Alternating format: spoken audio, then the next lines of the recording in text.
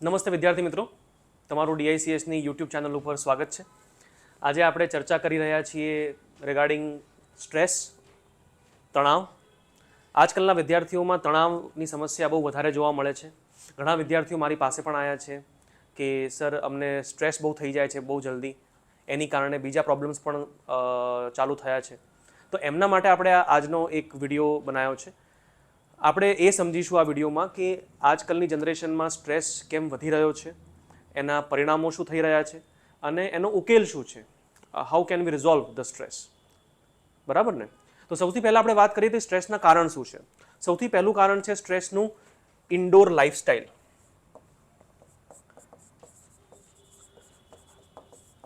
આપણે indoor lifestyle ઉપર વધારે પડતું ધ્યાન આપી રહ્યા છીએ.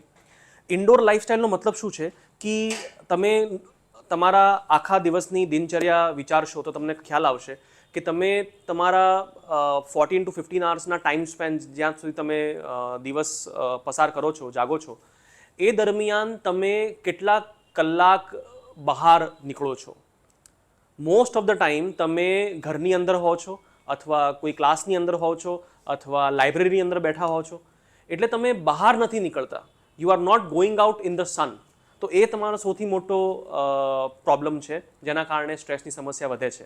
આપણી જે હ્યુમન બોડી છે એની જે બનાવટ છે એ સ્પેસિફિકલી એવી રીતે બનેલી છે કે આઉટડોર આપણે વધારે રહીએ, પણ આપણે છેલ્લા 40-50 વર્ષોમાં ઇન્ડોર રહેવાનું વધારે શરૂ કર્યું છે અને એ એક કારણ છે સ્ટ્રેસનું. બીજો કારણ છે ઓવર યુઝેજ ઓફ સ્માર્ટફોન. સ્માર્ટફોનનો વધુ પડતો ઉપયોગ. આજની જે જનરેશન છે, યુથ જનરેશન, એ મિનિમમ 6 to 7 hours સ્માર્ટફોનનો યુસેજ કરે છે. આટલો બધો સ્માર્ટફોનનો યુસેજ કરવાથી શું થાય છે કે એની જે બ્લુ લાઇટ હોય છે એ તમારા બ્રેનને નેગેટિવલી હેમ્પર કરે છે અને એના કારણે તમારું બ્રેન કોન્સ્ટન્ટલી હાઇપર એક્ટિવ મોડમાં જતું રહે છે. હાઇપર એક્ટિવ મોડનો મતલબ શું છે? ઇટ ઇઝ જસ્ટ લાઇક કે તમે એક બલ્બ લઈ લો અને એ બલ્બને તમે 12-13 કલાક સુધી કોન્સ્ટન્ટલી ચાલુ રાખો તો યુલ રિયલાઇઝ કે એ બલ્બ જે છે એ ગરમ થઈ ગયો છે, because that bulb was constantly on for 12-15 hours. Same રીતે આપણું જે મગજ છે એ પણ કોન્સ્ટન્ટલી ઓન રહેશે તો એ પણ ઓવરહીટ થઈ શકે છે અને એના કારણે હાઇપર એક્ટિવિઝમ ડેવલપ થઈ શકે છે અને એ સ્ટ્રેસનું કારણ બની શકે છે. તો આપણે સ્માર્ટફોનનો યુઝેજ ઓછો કરીશું. આપણે એના વિશે પણ વાત કરી કેવી રીતે કરી શકીએ. ત્રીજું કારણ છે આપણી ઈચ્છાઓ. વધુ પડતી આપણી ઈચ્છાઓ આપણને નુકસાનકારક થઈ શકે છે. કેમ? કેમ કે ઈચ્છા હોય ત્યારે આપણે એ વિચારીએ કે એ ઈચ્છા મારી પૂરી થશે ત્યારે જ હું ખુશ થઈશ, કે ત્યારે જ મારું જીવન સારું થશે. એના કારણે આપણે એવી ઈચ્છાઓ જે પૂરી ના થઈ શકતી હોય એની પાછળ ભાગતા હોઈએ છીએ અને એને પૂરી કરવાની પ્રયત્ન કરતા હોઈએ છીએ, પણ છતાં પણ ઘણીવાર એ ઈચ્છાઓ પૂરી ના થાય અને એના કારણે સ્ટ્રેસ બિલ્ડઅપ થઈ જાય. જેમ કે સપોઝ તમારી જોડે ઓલરેડી એક સાદો સ્માર્ટફોન છે અને તમે આઈફોનની ઈચ્છા ધરાવો છો, તો તમને એવું લાગે છે કે જ્યાં સુધી મારી જોડે આઈફોન નહીં આવે, જ્યાં સુધી મારી જોડે એક બાઇક નહીં આવે, જ્યાં સુધી મારી જોડે ગાડી નહીં આવે, ત્યાં સુધી હું ખુશ નહીં થાઉં. અને એના કારણે એ ઈચ્છાઓ તમારા સ્ટ્રેસનું કારણ બને છે. તો ઈચ્છાઓ આપણે જેટલી સીમિત રાખીશું એટલું જ આપણો સ્ટ્રેસ લેવલ ઓછો થશે. ચોથી વસ્તુ, અને જે સૌથી મોસ્ટ ઇમ્પોર્ટન્ટ માનું છું હું આજકાલની જનરેશનમાં સ્ટ્રેસનું કારણ, એ છે અયોગ્ય ખોરાક. તમારો ખોરાક અયોગ્ય છે.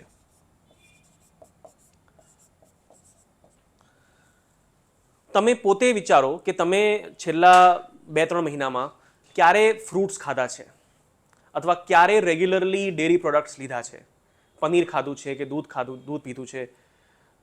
જે સ્પેશિયલી વેજીટેરિયન લોકો હોય છે, ગુજરાતમાં વેજીટેરિયન લોકો વધારે છે, તો વેજીટેરિયન લોકોમાં આ સમસ્યા વધારે પડતી જોવા મળે છે કે એમને વિટામિન B12 અને B12 એન્ડ D એ પૂરતું મળતું નથી અને એના કારણે સ્ટ્રેસ વધી જાય છે. તો વિટામિન B12 અને D એ શેમાંથી મળે છે? એ મેઇનલી એનિમલ પ્રોડક્ટ્સમાંથી મળે છે અને વિટામિન D તમને સનથી પણ મળી શકે છે. વિટામિન B12 માટે તમારે એનિમલ પ્રોડક્ટ્સ તમારે લેવા જ પડશે, જેમ કે મિલ્ક પ્રોડક્ટ્સ છે, ડેરી પ્રોડક્ટ્સ છે એ. અને એ તમારે ના લેવા હોય, તમારે વીગન લાઈફસ્ટાઈલ જીવવી હોય તો એના સપ્લિમેન્ટ્સ તમારે ચાલુ કરવા પડે. તો આઈ વુડ સજેસ્ટ કે તમને અગર સ્ટ્રેસની સમસ્યા લાગતી હોય તમારામાં તો તમે તમારું ચેકઅપ પ્રોપરલી કરાવો અને સપ્લિમેન્ટ્સ તમે સ્ટાર્ટ કરી શકો છો. તમને વિટામિન્સની કમી હોય તો આપણો જે અયોગ્ય ખોરાક છે એના કારણે આપણો સ્ટ્રેસ વધારે પડતો વધી રહ્યો છે.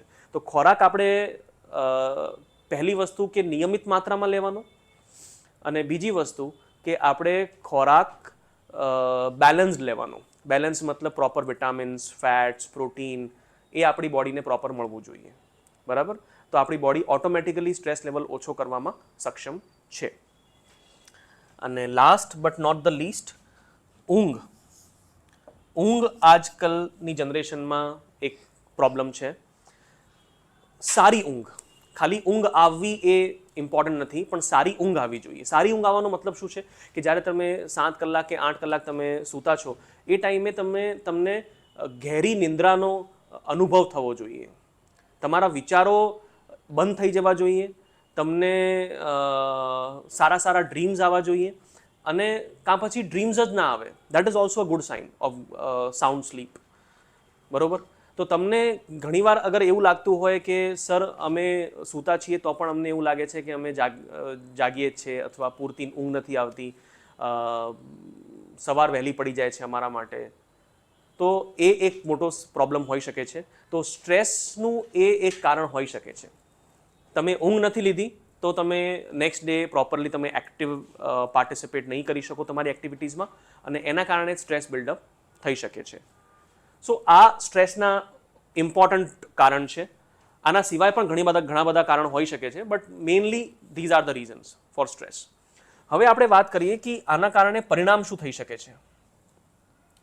સો સ્ટ્રેસ તમારો વધે તો એનું પરિણામ શું થઈ શકે છે એના ઉપર ચર્ચા કરીએ.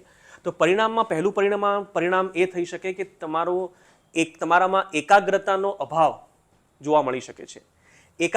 એકાગ્રતા દેટ ઇઝ કોન્સન્ટ્રેશન તમારું વીક પડી શકે છે. કોન્સન્ટ્રેશન વીક પડવાનું કારણ સ્ટ્રેસ હોઈ શકે છે. જેમ કે તમે એક જગ્યા ઉપર બેઠા છો ભણવા માટે, અને ત્યાં તમે હાર્ડલી 2 મિનિટ અથવા 5 મિનિટ જ બેસી શકો છો, અને એના પછી તમારું માઇન્ડ જે છે એ ડાયગ્રેસ થઈ જાય છે, ક્યાંય બીજે પહોંચી જાય છે. આપણું માઇન્ડ બહુ ચંચલ હોય છે. તો સ્ટ્રેસના કારણે એવું બની શકે કે આપણે અત્યારે વાંચવા બેઠા છીએ પણ આપણું જે માઇન્ડ છે એ ક્યાંય બીજે ફરતું હોય. બરાબર? અને અથવા આપણને એવી ફિલિંગ આવતી હોય કે આપણે ચોપડી બંધ કરીને આપણે ઊંઘી જઈએ, અથવા આપણે અહીંયાથી ભાગી જઈએ, નાસી જઈએ, એવી ફિલિંગ આવતી હોય. તો એ એકાગ્રતાનો અભાવ એ સ્ટ્રેસના કારણે હોઈ શકે છે. પછી મેં જેમ કે કીધું કે ઊંઘ ના આવવી એ પણ સ્ટ્રેસ નું કારણ હોઈ શકે છે, અને સાથે સાથે એ સ્ટ્રેસનો પરિણામ પણ હોઈ શકે છે. ઊંઘ ના આવવી એ સ્ટ્રેસનું કારણ હોઈ શકે છે, ઊંઘ ના આવવી એ સ્ટ્રેસનું પરિણામ પણ હોઈ શકે છે. પછી જે મારું ઓબ્ઝર્વેશન કહે છે કે ધ્રુજારી, હાથ અને પગમાં ધ્રુજારી આવવી એ પણ એક પ્રોબ્લેમ થઈ શકે છે સ્ટ્રેસના કારણે. તો આ એક સિમ્ટમ છે સ્ટ્રેસનો. તમે તમારા ફ્રેન્ડ્સને અથવા તમારા ફેમિલીમાં કોઈને પણ ઓબ્ઝર્વ કરશો અને એના હાથ અથવા પગ એના કોન્સ્ટન્ટલી શેક થતા હશે, તો that food B because of stress. તો એ સ્ટ્રેસનું પરિણામ હોઈ શકે છે, હાથ અને પગમાં ધ્રુજારી આવવી. મેમરી લોસ અથવા સ્મરણ શક્તિને નુકસાન. તમારી સ્મરણ શક્તિ વીક પડી શકે છે અગર સ્ટ્રેસ લેવલ વધી જાય તમારું તો. લેક ઓફ સેલ્ફ કોન્ફિડન્સ, તમારું કોન્ફિડન્સ ડાઉન થઈ શકે છે. એન્ડ લાસ્ટલી તમને સુસાઇડલ થોટ્સ આવી શકે છે. તમને એવું લાગી શકે છે કે મારા જીવનનો કોઈ અર્થ નથી અને મારે આત્મહત્યા તરફ જવું જોઈએ, which is the very worst thought you can have. પણ એ આવી શકે છે બિકોઝ ઓફ સ્ટ્રેસ. તો સ્ટ્રેસના કારણે આટલા બધા નેગેટિવ પરિણામો થઈ શકે છે તમારા જીવનમાં. તો તમારે એ ચેક કરવાનું છે કે તમને તો સ્ટ્રેસનો પ્રોબ્લેમ નથી ને, અને છે તો પછી આપણે એને સોલ્વ કેવી રીતે કરવો જોઈએ એના પણ આપણી જોડે ઉકેલો છે. તો let us look in two that કે આપણે સોલ્વ કેવી રીતે કરીએ સ્ટ્રેસ. તો સ્ટ્રેસ સોલ્વ કરવા માટે થોડા ઘણા ઉકેલો છે. એ ઉકેલો શું છે એને જોઈ લઈએ આપણે. પહેલો ઉકેલ છે સ્ટ્રેસને સોલ્વ કરવાનો, ગો આઉટ ઇન ધ સન. તમારે બહાર નીકળવું પડશે. જ્યાં સુધી તમે બહાર નહીં નીકળો, તમે પ્રોપર સનલાઇટ નહીં લો, પ્રોપર હવા ઉજાસ નહીં લો, ત્યાં સુધી તમને આ પ્રોબ્લેમ રહેવાની જ છે. And I guarantee you that. તો તમે શું કરો કે મોર્નિંગ જોગિંગ અથવા વોકિંગ સ્ટાર્ટ કરો, અથવા ઇવનિંગનો જે 5 થી 6 વાગ્યાનો ટાઈમ પીરિયડ હોય એ ટાઈમે તમે વોકિંગ અથવા જોગિંગ સ્ટાર્ટ કરો. એના કારણે શું થાય કે તમે બહાર જશો, થોડા ઘણા લોકોને મળશો, ઇવન સનલાઇટ તમને મળશે પૂરતી, તો એના કારણે તમારું બોડી જે કોર્ટિઝોલ લેવલ્સ છે એ ઓટોમેટિકલી ઓછા થઈ જશે તમારા, અને એના કારણે સ્ટ્રેસનો પ્રભાવ જે છે તમારી બોડી ઉપર એ ઓછો તમને દેખાતો મળશે. બટ એ એક જ દિવસમાં નહીં થાય. તમારે કન્ટિન્યુઅસલી 7 to 10 ડેઝ તમારે આ એક્સરસાઇઝ કરવી પડશે, જેના કારણે તમારો સ્ટ્રેસ લેવલ ઓછો થઈ શકે. બરાબર? So you should go out in the son and that is a must. બીજી વસ્તુ, તમારો જે સ્માર્ટફોન છે એને તમે ત્યાગી દો જેટલો જલ્દી બને એટલો. સ્માર્ટફોન એન્ડ સોશિયલ મીડિયા, આ બંને વસ્તુ તમારો સ્ટ્રેસ લેવલ વધારી રહી છે, કેમ કે એ તમારો બ્રેન કોન્સ્ટન્ટલી એક્ટિવ રાખે છે. વારે વારે તમને ફોન જોવાનું મન કરે, વારે વારે તમને મેસેજીસ જોવાનું મન કરે, નોટિફિકેશન્સ તમે ચેક કરો આખો દિવસ, કેટલા ફોટોઝ ઉપર મને લાઇક મળ્યા નથી મળ્યા, એના લીધે તમારો સ્ટ્રેસ વધે. સો સ્માર્ટફોન જેટલો તમે દૂર રાખશો તમારાથી, એટલો તમારો સ્ટ્રેસ લેવલ ઓછો થશે.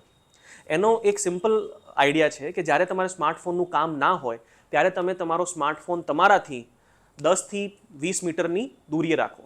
એના કારણે શું થાય કે જ્યારે તમારો સ્માર્ટફોન અંદર પડ્યો હશે, બેગમાં હશે અથવા બીજા કોઈ રૂમમાં પડ્યો હશે, તો તમને ફોન આવશે ત્યારે સંભળાશે, કોઈનો ઇમ્પોર્ટન્ટ કોલ આવ્યો, you will know about it.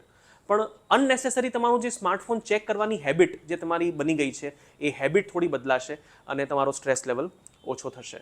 કેમ કે તમારે સ્માર્ટફોન ચેક કરવા માટે તમારે ઊભા થઈને દૂર જવું પડશે, અને એ તમારી બોડીને નથી ગમતું કામ કરવું, એટલા માટે તમે ઊભા થઈને દૂર નહીં જાઓ અને સ્માર્ટફોન ચેક નહીં કરો, અને એના કારણે તમારું જે સ્માર્ટફોન એડિક્શન છે દેટ કેન રિડ્યુસ. તો આઈ વુડ સજેસ્ટ કે સ્માર્ટફોન તમારો જે છે એને તમે છોડી દો જેટલો બને એટલો જલ્દી. ઓકે? એના પછી વધારે પડતું આપણે પરિણામ ઉપર ફોકસ નહીં કરવાનું. પરિણામલક્ષી જે તમારા વિચારો છે અથવા જે તમારા એફર્ટ્સ છે એ તમારે છોડી દેવાના. પરિણામલક્ષી એફર્ટ તમારે નહીં કરવાના બહુ બધા. એનો મતલબ શું છે કે પરિણામને ધ્યાનમાં રાખીને તમારે કામ નહીં કરવાનું. આપણે ઘણીવાર એવું હોય કે આપણે બહુ સારું કામ કર્યું છે, આપણી મહેનત પૂરતી છે, પણ પરિણામ આપણા અનુકૂળ નથી આવ્યું, તો આપણે એની ચિંતા નહીં કરવાની. એવું બને ઘણીવાર કે આપણે બહુ મહેનત કરી, આપણે બધું વાંચ્યું, આપણે નોટ્સ પણ બનાવ્યા, આપણે પ્રેક્ટિસ પણ કરી, સ્ટીલ કોમ્પિટિટિવ એક્ઝામ્સમાં પરિણામ આપણા અનુકૂળ ના આવે, તો એના માટે લઈને વધારે પડતું સ્ટ્રેસ્ડ આઉટ નહીં થવાનું આપણે. નંબર 1.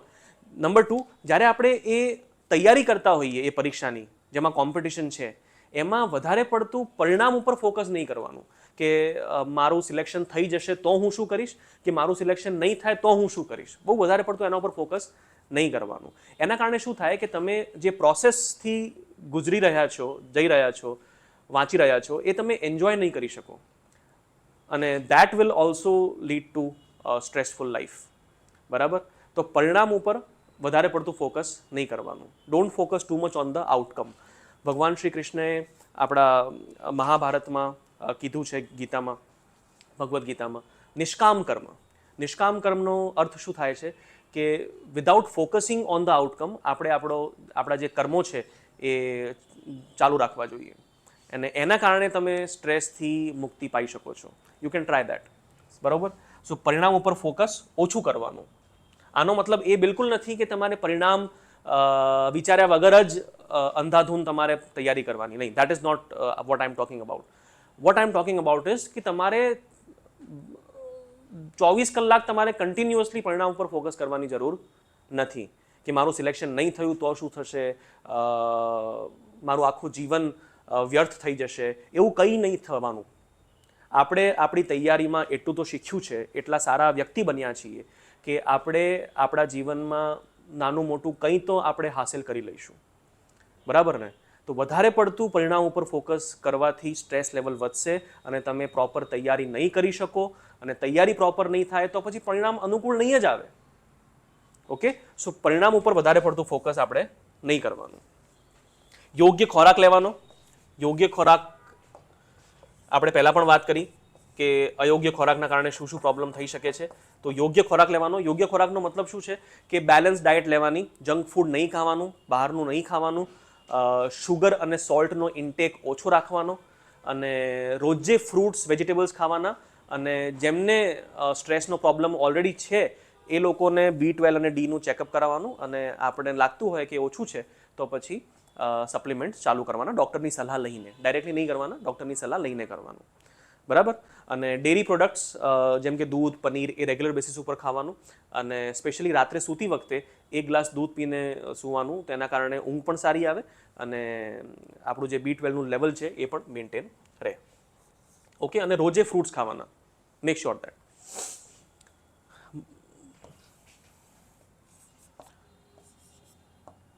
રાત્રે સૂતી વખતે વાંચનની હેબિટ તમારી હોવી જોઈએ. એના કારણે શું હોય કે ઊંઘ સારી આવે અને આપણું નોલેજ પણ ઇન્ક્રીઝ થાય.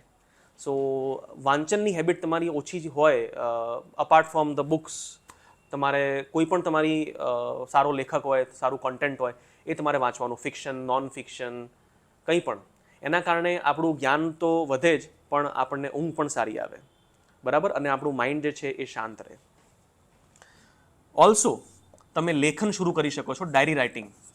Diary writing I find a very helpful tool સ્ટ્રેસને ઓછો કરવા માટે.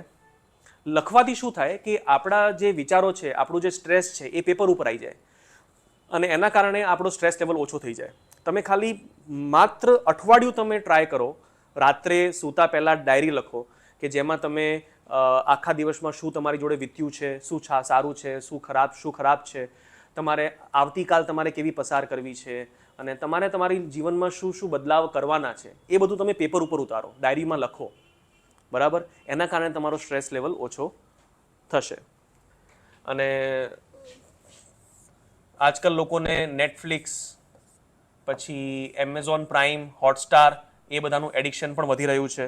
તો તમારે પણ એનું એક એડિક્શન હોય તો જેટલું બને એટલું જલ્દી છોડી દો. Amazon prime video, Hotstar, Netflix છોડી દો, મૂકી દો. એનું કારણ શું છે? આના કારણે સ્ટ્રેસ લેવલ વધી શકે છે, બિકોઝ આ પણ તમારા માઇન્ડને હાઇપર એક્ટિવ રાખે છે. પહેલાં આપણે જ્યારે ટીવી જોતા, તો ટીવીમાં આપણે કોઈ પણ પ્રોગ્રામ જોઈએ તો એમાં વચ્ચે એડ બ્રેક્સ આવતી.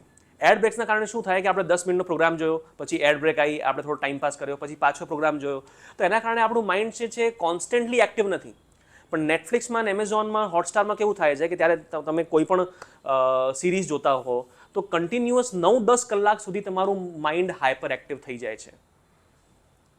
અને એ એવું જ છે કે ભાઈ તમારું માઇન્ડ એક બલ્બ છે, એ બલ્બને તમે કોન્સ્ટન્ટલી ઓન રાખશો તો તમારો સ્ટ્રેસ લેવલ વધવાનો જ છે, તમારું ઓવર હીટિંગનું પ્રોબ્લેમ જે છે એ થવાનું જ છે. તો Netflix, Prime Video or Hotstar, whatever you are addicted to, જેટલું બને એટલું જલ્દી છોડી દો તો વધારે સારું, બરાબર. ઓવરઓલ સ્ટ્રેસ લેવલ તમારો ઓછો થશે આનાથી, અને ઓછો થશે તો પછી તમે તમારી પ્રિપરેશન ઉપર વધારે સારું ધ્યાન આપી શકશો. ઇવન તમે તમારી ફેમિલી મેમ્બર્સને પૂરતો ટાઈમ આપી શકશો, તમે તમારા ફ્રેન્ડ્સને મળી શકશો. સ્ટ્રેસના કારણે શું થાય કે લોકો બીજા લોકોથી દૂર થતા જાય છે, એમને એ ઇન્ટ્રોવર્ટ બનતા જાય છે, એમને એવું લાગે છે કે અમે અમારામાં જ ખુશ રહી શકીએ છીએ, પણ એવું નથી હોતું. We are a social entity, આપણે સોશિયલ એન્ટિટી છીએ, તો આપણે જેટલું લોકો જોડે ઇન્ટરેક્ટ કરીશું એટલું જ આપણું માનસિક સ્વાસ્થ્ય સારું રહેશે, અને આપણે આપણા કામમાં સારું પરફોર્મ કરી શકીશું. તો તમારો ઇન્ટ્રોવર્ટેડ જે નેચર હોય છે એને થોડોક ચેન્જ કરો, લોકો સાથે હળીમળીને વાત કરો, સારા સારા મિત્રો રાખો, અને પોતાના પરિવારને પણ પૂરતો ટાઈમ આપો. ઓકે, આ બધી વસ્તુથી તમે ઓવરઓલ તમારા જીવનમાં અને તમારા કેરિયરમાં સારી ઉપલબ્ધિ હાંસલ કરી શકો છો. આના કારણે તમારું અગર સ્ટ્રેસ લેવલ ઓછો થાય તો કમેન્ટ સેક્શનમાં મેન્શન કરજો, અને ઇવન તમારો કોઈ ડાઉટ્સ હોય આને લગતો તો પણ તમે કમેન્ટ સેક્શનમાં મેન્શન કરી શકો છો.